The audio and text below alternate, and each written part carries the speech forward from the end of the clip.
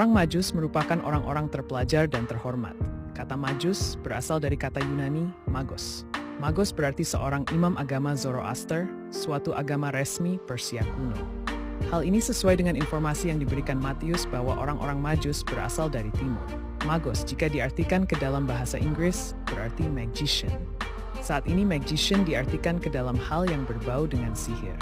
Padahal di zaman itu, magician adalah seorang filsafat dan juga ahli astronom, ahli perbintangan, atau bahkan rohaniawan. Jadi orang-orang Majus ini adalah orang-orang cerdas secara intelektual, bukan ahli sihir. Pada saat itu, orang Majus berperan sebagai penasehat raja atau memberikan saran penting dalam sebuah pertempuran. Berdasarkan Matius 21, orang Majus berasal dari negara timur.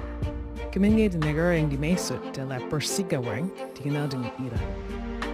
Orang-orang dari timur menyukai perbintangan dan keagamaan serta obat-obatan.